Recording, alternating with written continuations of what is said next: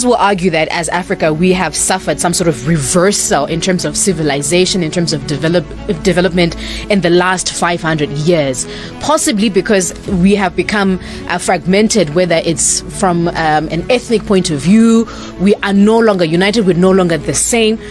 How then do we retrace? Because 500 years is a long time to lose your heritage. And that is from the time they arrived. Right. Yeah, and when you look at it from that perspective, you find that we were working in a certain direction of our own development, which was indigenous.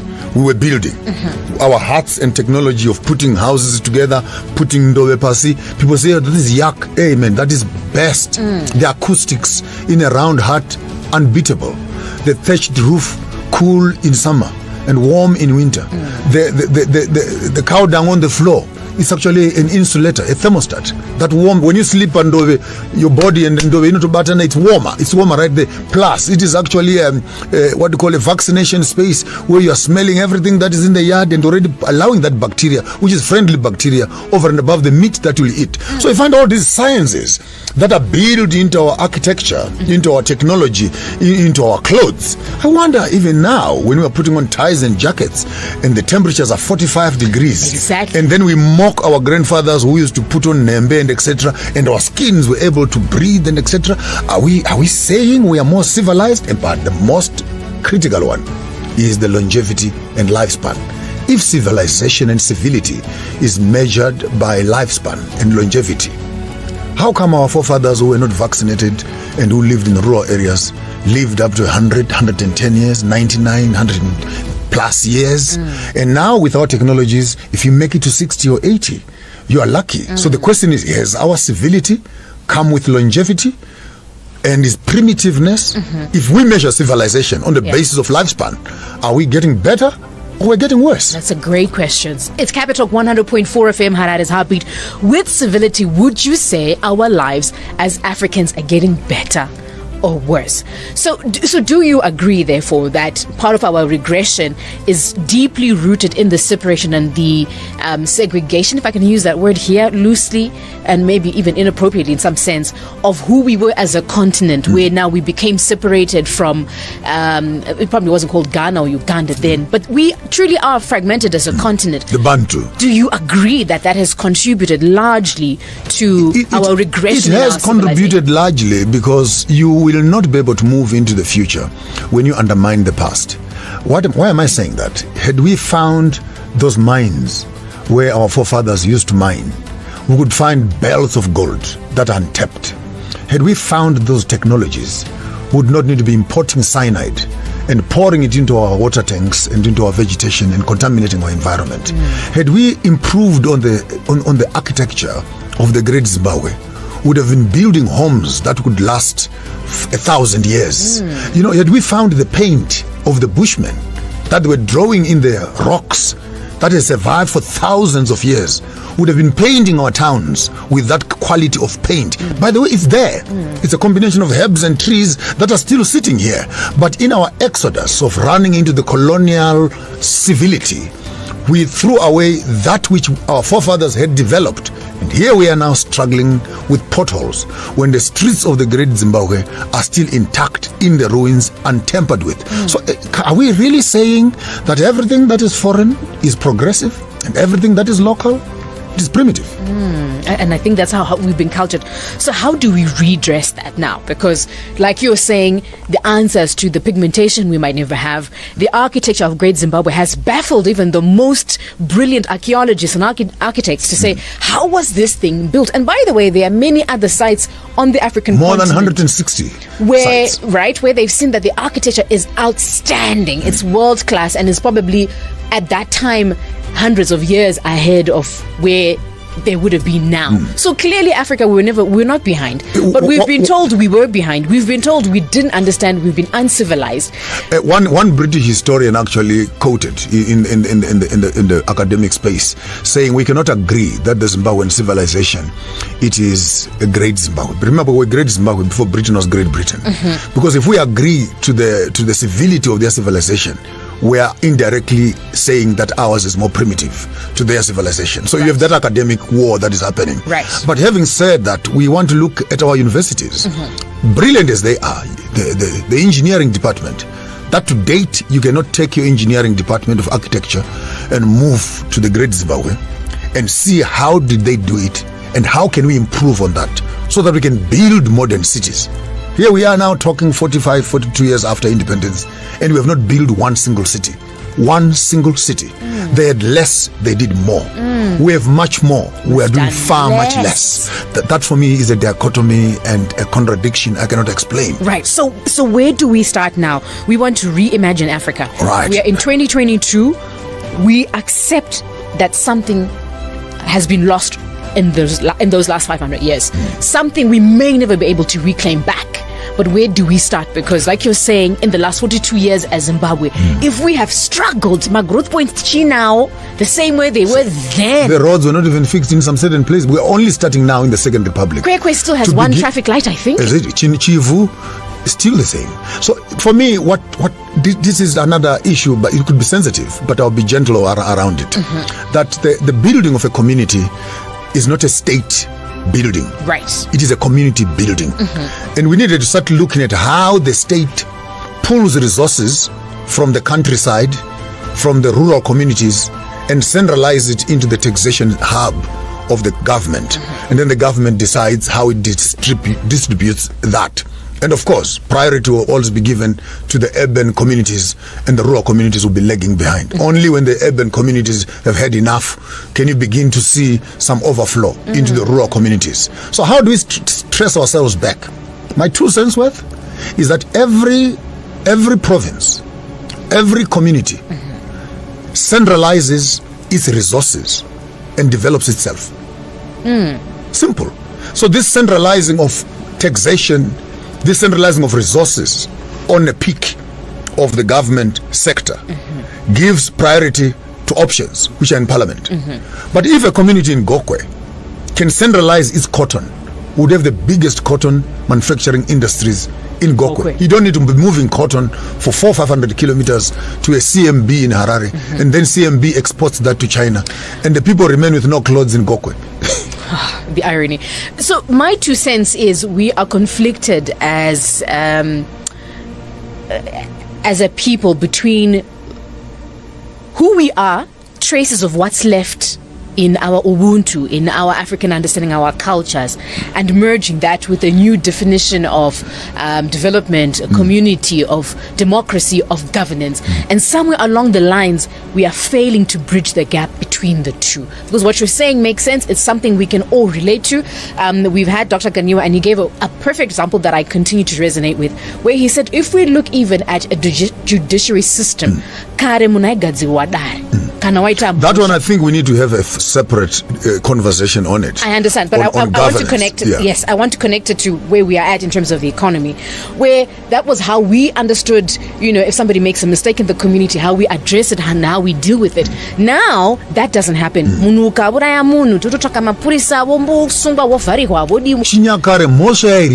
Exactly. And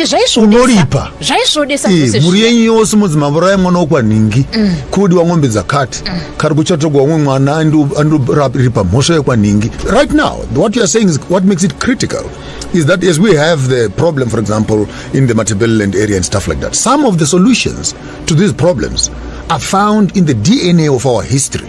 What do we do to reparate, to confront the crimes which are linked to the judicial system? Right. Does locking someone in prison pay for the crime? We know it doesn't. And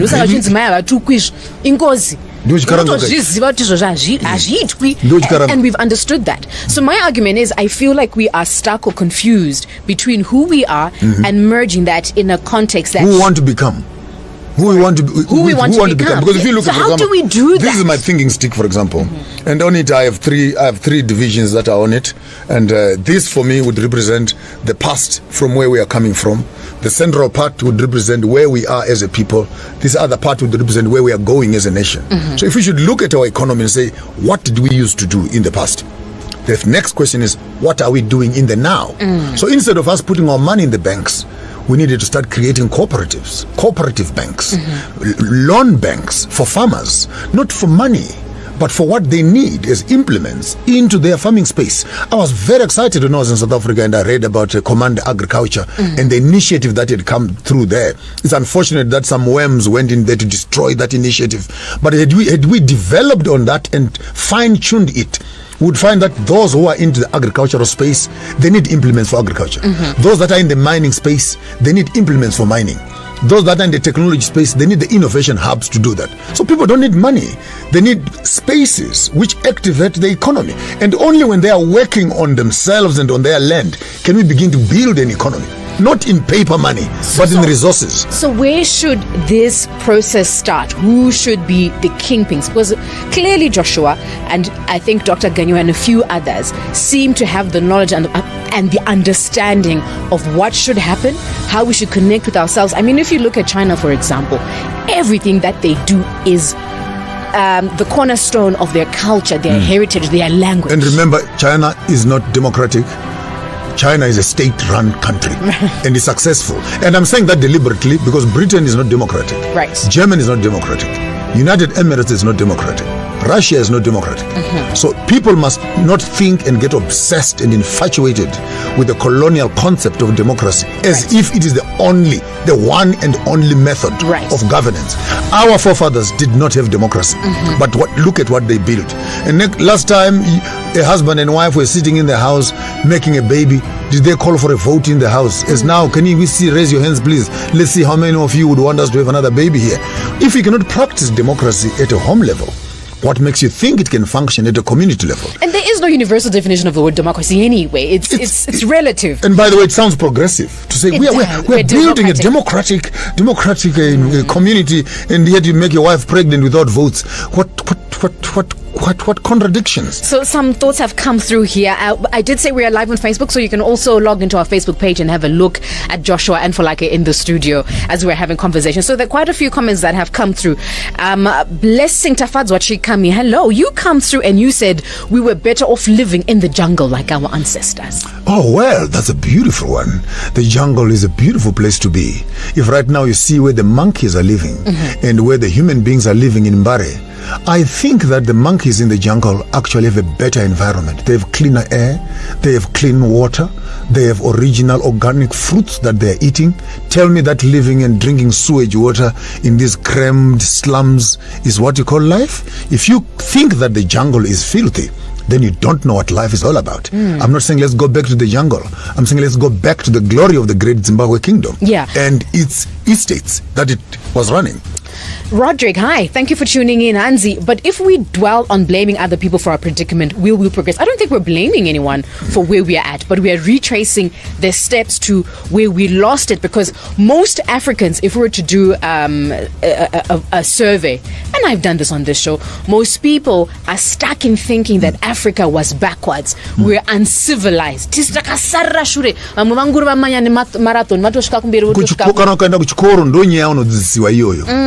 I don't blame such comments.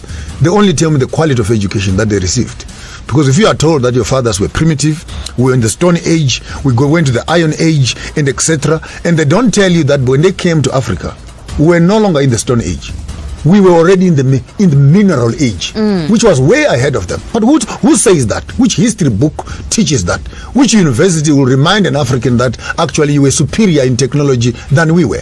Hansi, we are backwards. There are landscapes and attributes that render us rather an advantageous position to catch up. Our cultural, intellectual, and even intuitive endowments do stand us in a very good stead, but we develop in mimicry to the front runners. We can't run away from that. Two problems we have. Another one that we left deliberately is the economy of religion, which actually begins to package the African to say you will go to heaven one day, so don't worry about earth. We even sing in churches, take the world, but give me Jesus. And people would rather sacrifice and throw away their estate in looking forward to a panacea of a heavenly utopia. And that for me becomes a detrimental element, which makes people not become serious and not build permanent things, because in a little while we'll be disappearing from here and going to heaven. So it's the mindset for me that is backward. that mindset of colonization and what we call development is actually backward, because it comes as a package, not only academic, spiritual, and medicine. But that's what colonization is. It's to completely remove the identity of one and replace it with another, which is what we have. So when you say it's a complete package, it makes so much sense. Because when you come back from school, you can't do that. You can no longer go back home and sleep on the same floor you were sleeping on. You must sleep on the bed, and you forget when you sleep on the floor, you are able to hear and connect with the ground and relive the life. And I believe civilization must not only be squared to 4-roomed houses. Some communities must remain as organic and as indigenous as they are. We used to deliver our own children, by the way. Yeah. Getting pregnant was not a sickness. Cows do it every day. And so what is it now with hospitals and our women tummies are being cut into pieces and etc., and things are being pumped into our children, and for crying out loud, are we saying that everything that the white man is bringing, and now with some of the stuff that is coming in on vaccination and the extermination of human blacks, are you saying that everything is innocent?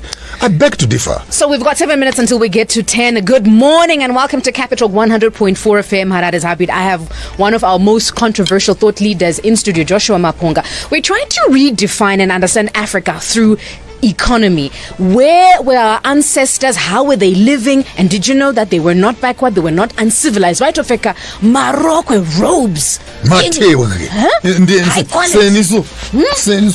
Vakachena uzofika nama bengu eguridi nini kushi imoya kunaweza mtata jewelry.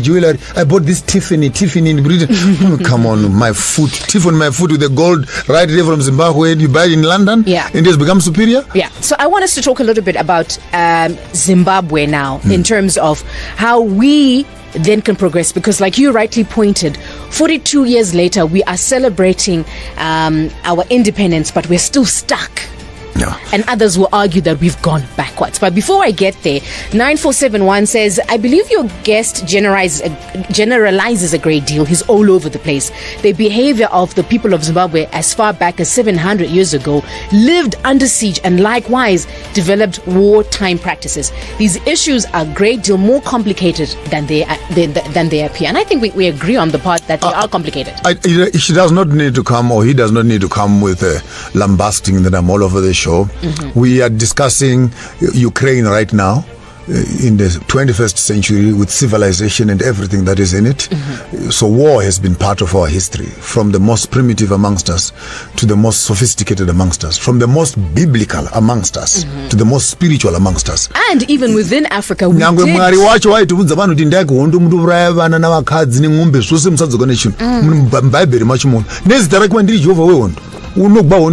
So don't get infatuated with the history in that context. Yes, people have been contesting for land, but we are talking about a people established, a people living, a people building their economies within the borders of Zambezi and Limpopo.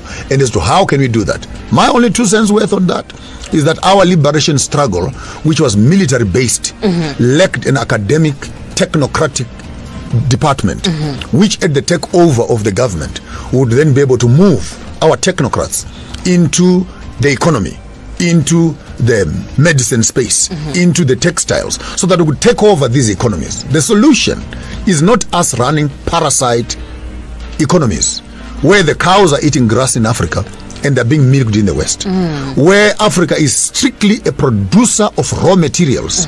Every time, and I'm saying this loudly, every time a truck is driving past your house carrying raw materials, it is shipping jobs out from that space. Because if you stop that truck and beneficiate those minerals, those grains, you could create manufacturing production lines, which convert mabagwe enyu into cornflakes, which convert nzungu zenyu into peanut butter, into cooking oils, and so we are being told as Africans, produce more, and we think that in producing more we are becoming better. We don't need to produce more, we need to manufacture more. Those that are planting are enough. Those that are mining are enough. Let's not all look for land. Let's start production lines. Kana kumsha kwenye kutirima cotton, chito vona utugadzira sei madendene cotton. Kana uchirima ma sunflower, chito gadzira mchine ugadzira sunflower oil. So that those that are farming feed into the manufacturing, and you'll be shocked that job creation becomes a thing of the past. So Marivadzi in the CBD comes through and he says, thank you for your insight on Maponga. The problem with us, especially Zimbabweans, is we have politicized everything. Example ya mapa kugara msango nekugara kwatiri kuita mumatown and cities zvinotoshamisa kuti munhu anoti we are better patiri. It is nonsensical. Hapana development inouya tichiitisa politics pamberi. Anzi, yeah, I'll leave it there for now because the message is pretty long. Hapana development inouya tichisa politics, and that's what you're saying as well, that it must come back to the grassroots. What he is scared of, it is to own his economy. That's where the point is. He thinks that to progress is to swallow everything that is coming. And you forget that you constantly become a consumer of those that are coming from outside. What I'm inserting now, that let's create production lines. We're one of the biggest producers of gold in the south here. Why are we not making rings? Why are we not producing the products of platinum? Why are we not going to Bikita right now and making batteries from lithium? Chrome is which fit into our cell phones and stuff like that. Would rather be digging that lithium and shipping it up to China instead of us putting a plant right there. So I'm not backward in any way. We are more proud, Kuti. How much have we exported? Exactly. How much have we exported? Mazana to export to China, to Dubai. Chivunza ukamapedza ku exporter. How much are you importing? Ushaona kuti zamune exporter zvishoma. All right, so we've got less than 2 minutes left before we have to go to the news, but we only, I think, scratched the surface of how intrinsic this conversation is. But the exciting thing is you are back in the country. I need us, Maponga, to sit down more and talk to us as a country on the way forward. I think we starting to understand where we need to be, but it's the how now that needs to connect. It starts off with me.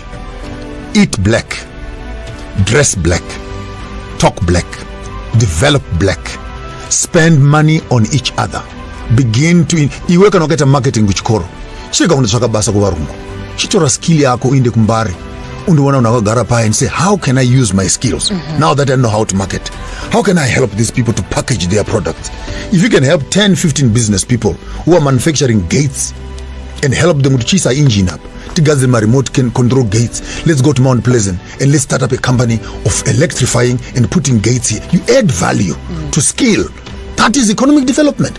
Unfortunately, we have this pigeonhole upward mobility, stepping on each other. The money we're looking for is not on the top side. The money is at the bottom. And with your skill, go back to those that a man with one eye is a king amongst the blind. It is Capital 100.4 FM Harare's Harvey. It's 10 o'clock. We're going to be going to the news. We will do this again next week, same time. Don't be late.